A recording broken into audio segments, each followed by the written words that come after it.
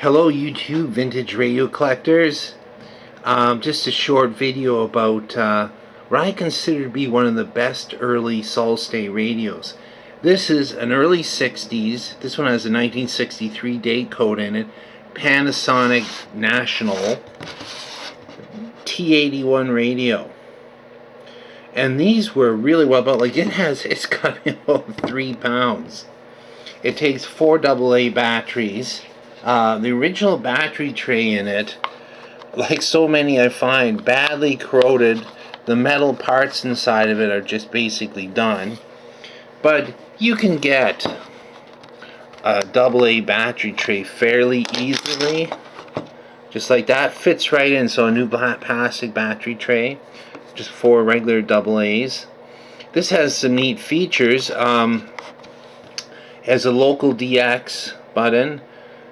Which works on AM and shortwave. It's a 3-band, so FM, AM, and shortwave, 3.9 and 12 megacycles, and then a tone low-high, an earphone socket, and an external amp socket. And this one was dead and dirty when I got it. I put power to it, couldn't get anything out of it, and then I was kind of looking around it, and I noticed the earphone inside there's a little switch and a contact was absolutely destroyed. I don't know what somebody tried to plug into there, a pencil or whatever. So I just put in a new earphone jack, and see, when something's in there it turns off the speaker. I changed a few caps on this one in the audio circuit. Otherwise it just works so well. Has this really neat slide rule tuning on the top. See the 3 bands? And it cleaned up very nicely. The telescoping antenna works very smoothly, maybe hardly ever used. Let's just turn it on and try it. Sharp perspective. Hamilton today, weekday at 1. Picks up lots of stations. That's AM. Picks up all the stations I normally listen to. That makeup. Let's switch it to FM.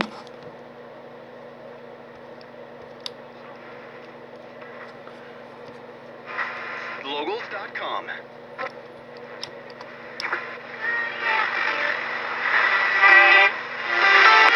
Friday, November the 6th.